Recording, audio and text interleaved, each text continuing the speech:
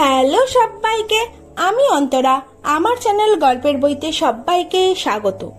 আমরা শুনছিলাম বিক্রম বেতালের গল্প। আগের এপিসোডে আমরা শুনেছিলাম রাজা বিক্রমাদিত্যকে বেতাল তার প্রথম গল্প শোনানো শুরু করেছে এবং সেই গল্পের কিছুটা অংশ আমরা শুনেছিলাম। আজকে আমরা সেই গল্পের পরবর্তী অংশ থেকে শোনা শুরু করব। যারা এখনো গল্পের আগের পার্টগুলি শোনোনি তারা ঝটপট করে গিয়ে আগের পার্টগুলি শুনে এসো, তাহলে তোমাদের এই পার্টটি বুঝতে সুবিধা হবে। তাই ঝটপট করে যাও এবং আগের পার্টগুলি শুনে এসো। যদি গল্প ভালো লাগে তাহলে চ্যানেলটাকে সাবস্ক্রাইব করে দিও এবং বেল আইকনটা টিপে অল নোটিফিকেশনে ক্লিক করে দিও এবং লাইক, কমেন্ট, শেয়ার করে দিও। তাহলে চলো শুরু হচ্ছে আজকের গল্প, বিক্রম বেতাল গল্পের পার্ট 4।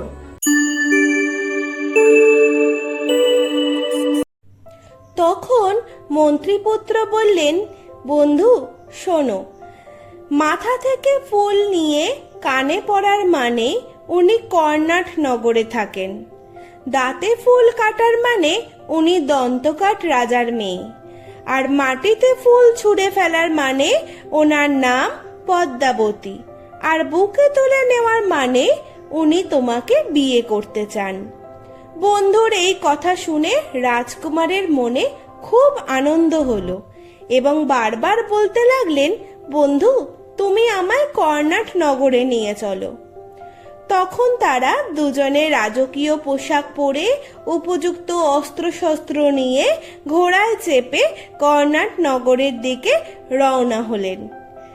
নির্দিষ্ট দিনে তারা কর্ণাট নগরে পৌঁছে রাজবাড়ির সামনে গিয়ে দেখলেন একটি ছোট্ট কুঁড়ে ঘর এবং তাতে একটি বুড়ি বসে আছে।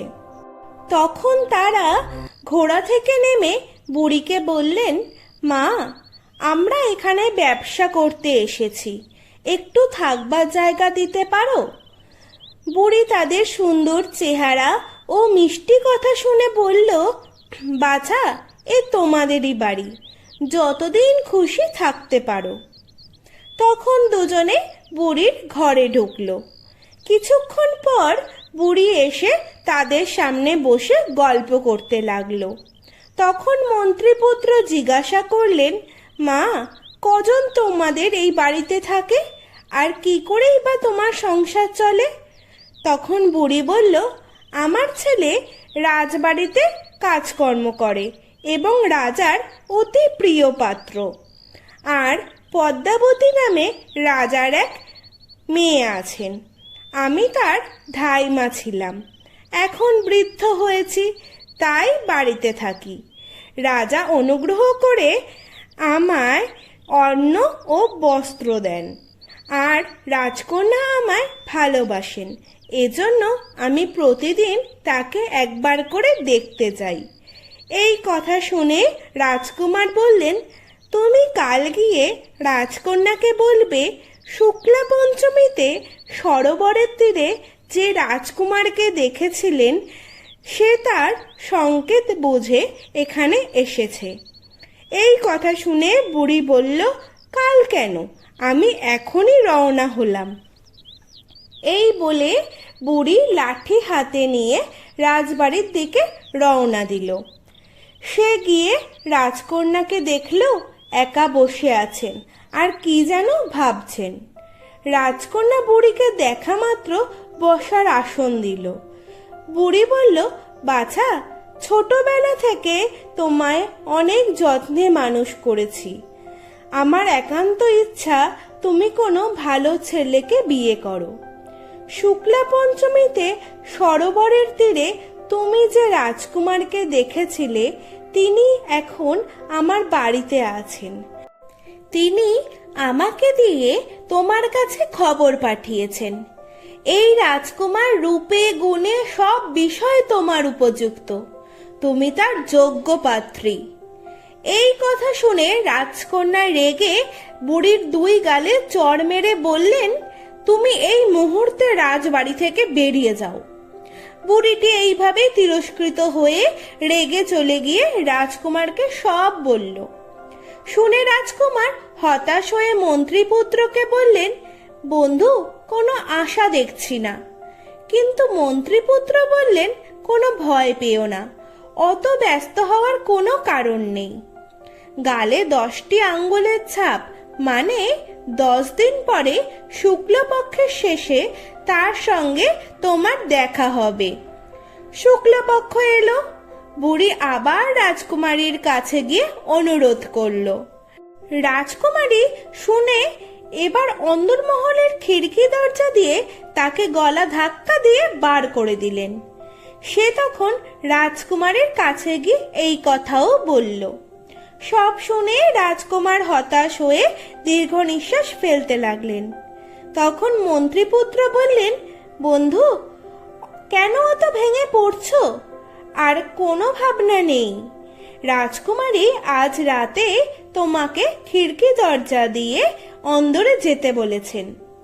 শুনে রাজকুমারের আনন্দের আর সীমা রইল না এবং সূর্য ডোবার জন্য অপেক্ষা করতে লাগলেন। রাত ঘনিয়ে এলো। রাজকুমার ভালো জামা কাপড় পরে তৈরি হলেন। মন্ত্রীপুত্র তাকে খিড়কি দরজায় পৌঁছে দিয়ে চলে এলেন এবং রাজকুমার ভিতরে গেলেন। দেখলেন রাজকুমারী তার জন্য সেজে গোজে অপেক্ষা করছেন। রাজকুমারীর আদেশে সখীরা ঘর দোর ভালো করে সাজিয়ে রেখেছিল। তাদের সামনে সেই রাতে গন্ধর্ব মতে দুজনের বিয়ে হলো। আনন্দে রাত কাটলো। সকালে রাজকুমার যখন অন্দরমহল থেকে চলে যাবেন, তখন রাজকুমারী তাকে কিছুতেই ছাড়লেন না।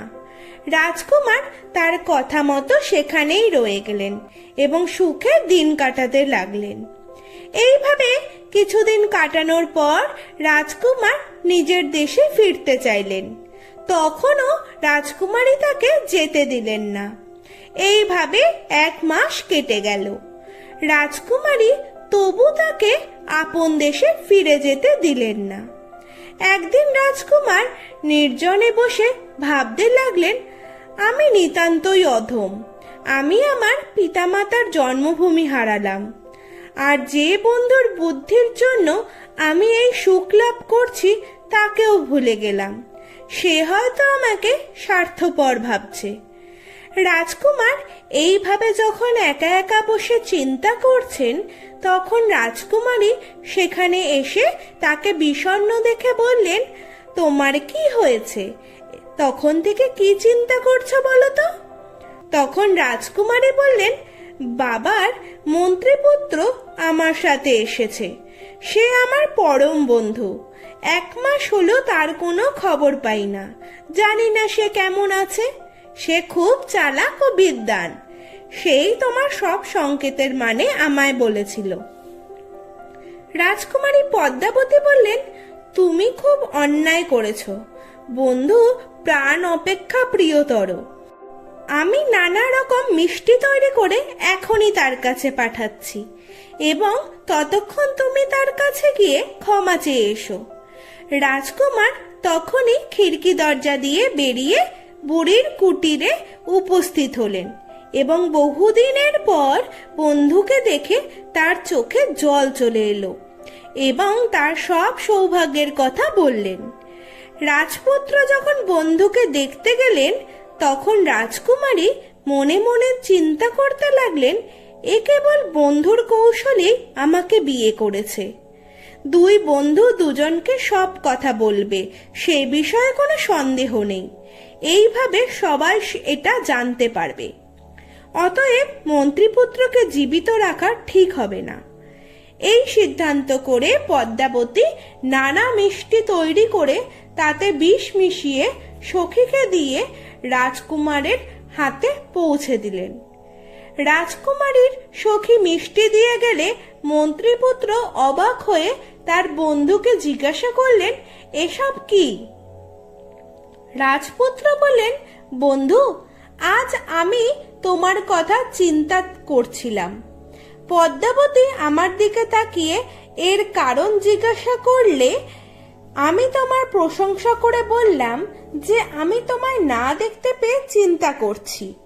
পদ্মাবতী তোমার পরিচয় পেয়ে সন্তুষ্ট হয়েছে এবং আমাকে আগে পাঠিয়ে দিয়ে নিজের হাতে এই সমস্ত মিষ্টি তৈরি করে তোমার জন্য পাঠিয়ে আমায় বলেছে তুমি নিজের সামনে থেকে তাকে মিষ্টি খাইয়ে আসবে।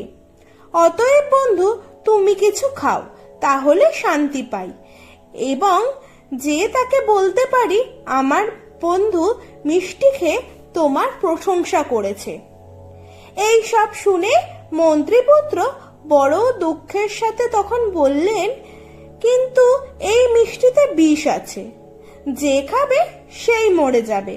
ভাগ্য ভালো তুমি এই মিষ্টি খাওনি।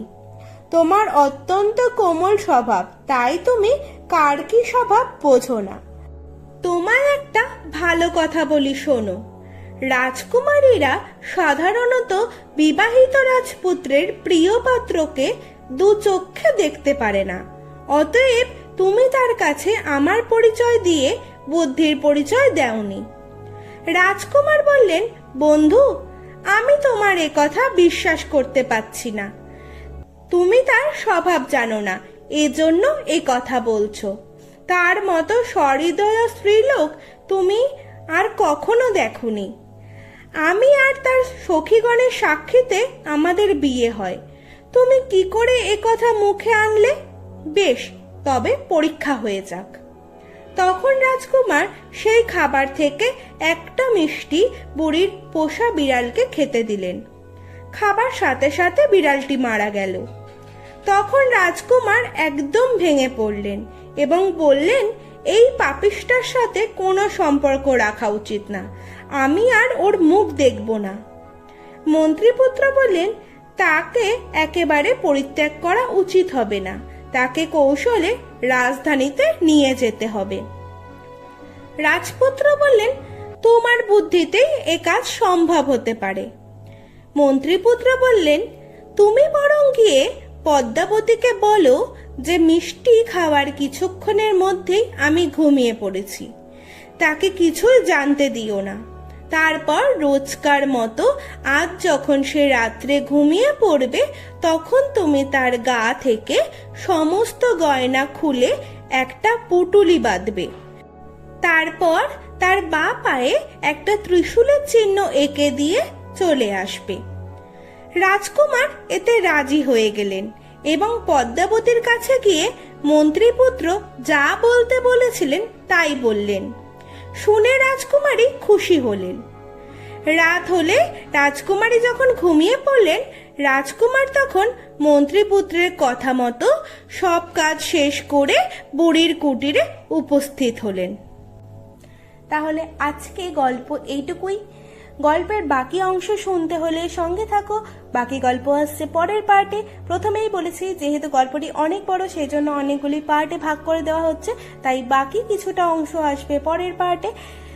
প্রতি সোম, বুধ, শনি ঠিক রাত্রি 10টায় আসছি আমি আমার গল্পের সম্ভার নিয়ে, তাই জন্য প্রতি পার্টে তোমরা কিন্তু সোম, বুধ, শনিতে গল্প পাবে।